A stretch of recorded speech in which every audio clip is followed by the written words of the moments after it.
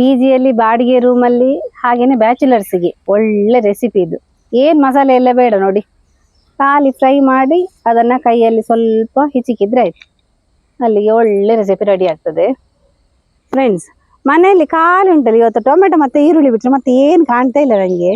ನಾನು ಅದನ್ನೇ ಯೂಸ್ ಮಾಡಿಕೊಂಡು ಒಂದು ಒಳ್ಳೆ ರೆಸಿಪಿ ಮಾಡುವ ಅಂತೇಳಿ ಹೊರಟೆ.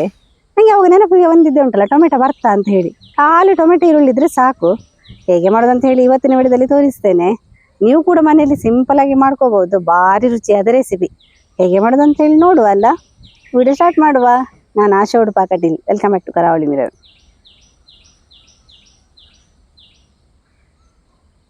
ಟೊಮೆಟೊ ಭರ್ತಕ್ಕೆ ನಾನಿಲ್ಲಿ ಒಂದು ಈರುಳ್ಳಿಯನ್ನು ಹಾಕೊಳ್ತಾ ಇದ್ದೇನೆ. ಸ್ವಲ್ಪ ಚಿಕ್ಕದಾಗಿ ಕಟ್ ಮಾಡುವ.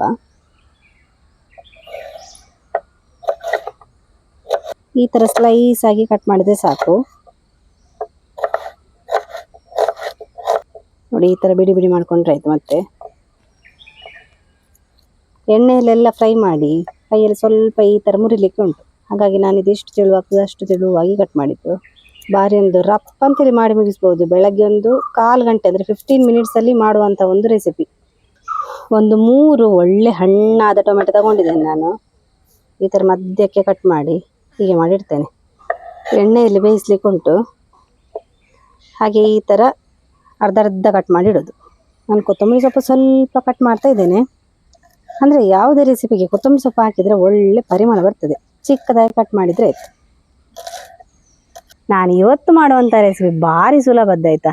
ನಾನು ಅದಕ್ಕೆ ಬೇಕಾಗಿ ಒಂದು ಕಾವಲಿ ಇಟ್ಟಿದ್ದೇನೆ, ಅಂದರೆ ನಾನ್ ಸ್ಟಿಕ್ ಕಾವಲಿ ಇಟ್ಟಿದ್ದು. ಅದಕ್ಕೆ ಸ್ವಲ್ಪ ಎಣ್ಣೆ ಹಾಕುವ.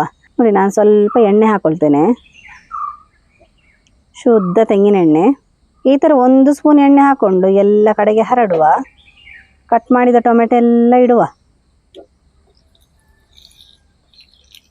ಹಾಗೆಯೇ ಬೆಳ್ಳುಳ್ಳಿಯನ್ನು ಕೂಡ ಇವಾಗಲೇ ಹಾಕೊಳ್ಳುವ. 2 ಒಟ್ಟಿಗೆ ಫ್ರೈ ಆಗ್ತದೆ ಎಣ್ಣೆಯಲ್ಲಿ.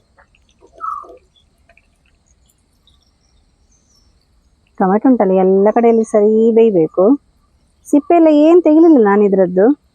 ಬೆಂದಾಗ ಹಾಗೆ ಸಿಪ್ಪೆ ಬಿಟ್ಟು ಬರ್ತದೆ, ನಂತರ ಅದರ ಸಿಪ್ಪೆ ತೆಗೆದ್ರೆ ಆಯಿತು. ನೋಡಿ, ಎಣ್ಣೆಯಲ್ಲೇ ಇದನ್ನು ಈ ಥರ ಚೆನ್ನಾಗಿ ಬೇಯಿಸೋದು. ಈ ಥರ ತಿರುಗಿಸಿ ಹಾಕೊಳ್ಳುವ. ಒಳ್ಳೆ ಹಣ್ಣಾದ ಟೊಮೆಟೊ ತಗೋಬೇಕಿದು, ಒಳ್ಳೆದಾಗ್ತದೆ ಭಾರಿ.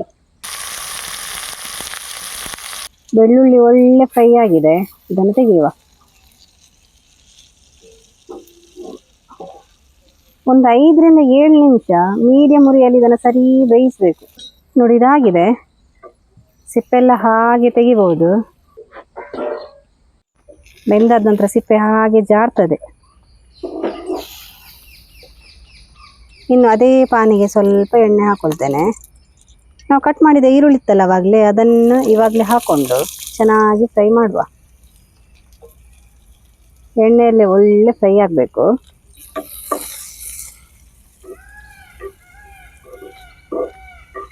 ಈರುಳ್ಳಿಯನ್ನು ಕೈಯಲ್ಲಿ ಹಿಚಿಕ್ಲಿಕ್ಕೆ ಬರಬೇಕು, ಹಾಗೆ ಸ್ವಲ್ಪ ಬಾಡಿಸುವ. ಈರುಳ್ಳಿ ನೋಡಿ ಒಳ್ಳೆ ಬಾಡಿತು. ಟೊಮೆಟೊವನ್ನು ಬೇಯಿಸಿಟ್ಟಂತಹ ಪ್ಲೇಟಿಗೆ ನಾನು ಇದನ್ನು ಕೂಡ ಹಾಕೊಳ್ತಾ ಇದ್ದೇನೆ. ಇದೆಲ್ಲ ನಾವು ಏನು ಇದನ್ನೆಲ್ಲ ಫ್ರೈ ಮಾಡ್ತೇವೆ ಅದೆಲ್ಲ ಒಟ್ಟಿಗೆ ಹಾಕೊಳ್ಳಿಕ್ಕೆ ಸ್ವಲ್ಪ ಎಣ್ಣೆ ಹಾಕೊಳ್ತೇನೆ. ಅದೇ ಪ್ಯಾನನ್ನು ಯೂಸ್ ಮಾಡ್ತಿದ್ದೇನೆ ನೋಡಿ. ಒಂದು 3 ಬ್ಯಾಡಗಿ ಮೆಣಸನ್ನು ಹಾಕೊಳ್ತೇನೆ. ಎಣ್ಣೆಯಲ್ಲಿ ಅದು ಸರಿ ಫ್ರೈ ಆಗಿ ಉಬ್ಬಿ ಬರಬೇಕು. ನಾನು ಇಷ್ಟು ಖಾರ ಸಾಕಂತೇಳಿ 3ಅನ್ನೇ ಹಾಕೊಳ್ತಾ ಇದ್ದೇನೆ. ತುಂಬ ಖಾರ ಬೇಕಾದವರು ಸ್ವಲ್ಪ ಈ ಬ್ಯಾಡಗಿ ಮೆಣಸನ್ನು ಕೂಡ ಜಾಸ್ತಿ ಹಾಕೋಬಹುದು, ಅಥವಾ ಈ ಹಸಿ ಮೆಣಸನ್ನು ಚಿಕ್ಕದಾಗಿ ಕಟ್ ಮಾಡಿಕೊಂಡು ಹಾಕೊಂಡ್ರೆ ಕೂಡ ಆಯಿತು. ನೋಡಿ, ಮೆಣಸು ಉಬ್ಬಿತು. ಇನ್ನು ನಾವು ಈ ಟೊಮೆಟೊದಲ್ಲಿ ಏನಾದರೂ ಸಿಪ್ಪೆ ಎಲ್ಲ ಇದ್ದರೆ ಅದನ್ನು ಸ್ವಲ್ಪ ತೆಗೆಯುವ. ಅಂದರೆ ಟೊಮೆಟೊದು ಸಿಪ್ಪೆ ಇರಬಾರ್ದು, ಅದು ಅಷ್ಟು ಚೆನ್ನಾಗಿರೋದಿಲ್ಲ ಸಿಪ್ಪೆ ಇದ್ದರೆ. ಟೊಮೆಟೊ ಎಲ್ಲ ಫ್ರೈ ಆದಷ್ಟು ಒಳ್ಳೆಯದು, ಅಂದರೆ ಹಸಿ ಹಸಿ ಸ್ಮೆಲ್ ಬರಬಾರ್ದು ನಮಗೆ. ಚೆಂದ ಮಾಡಿ ಈ ಥರ ಹಿಚಿಕೊಳ್ಳುವ. ಈ ಥರ ಎಷ್ಟಾಗ್ತದೆ ಅಷ್ಟು ಕೈಯಲ್ಲಿ ಹಿಚಿಕಬೇಕು. ಒಂದು 10 ನಿಮಿಷದೊಳಗಡೆ ಎಲ್ಲ ಮುಗೀತದೆ. ಮತ್ತು ಸಾಮಗ್ರಿ ಎಲ್ಲ ನೋಡಿದ್ರಲ್ಲ ನೀವೇ, ಟೊಮೆಟೊ, ಈರುಳ್ಳಿ, ಹಾಗೆಯೇ ಬ್ಯಾಡಗಿ ಮೆಣಸು, ಮತ್ತೇನು ಬೇರೆ ಹಾಕಲಿಲ್ಲ. ಸ್ವಲ್ಪ ಸಾಮಗ್ರಿ ಎಲ್ಲ ಉಪಯೋಗಿಸ್ಕೊಂಡು ಮಾಡುವಂಥ ಒಂದು ರುಚಿಕರ ರೆಸಿಪಿ. ರುಚಿಗೆ ತಕ್ಕಷ್ಟು ಉಪ್ಪನ್ನು ಸೇರಿಸುವ. ಹಾಗೆಯೇ ಸ್ವಲ್ಪ ಮೇಲ್ಗಡೆ ಕೊತ್ತಂಬರಿ ಸೊಪ್ಪನ್ನು ಉದುರಿಸುವ. ಫುಲ್ ಮಿಕ್ಸ್ ಮಾಡುವ. ಅಲ್ಲಿಗೆ ಖಾರ, ಉಪ್ಪು, ಹುಳಿ, ಹಾಗೆಯೇ ಪರಿಮಳಕ್ಕೆ ಈರುಳ್ಳಿ, ಬೆಳ್ಳುಳ್ಳಿ.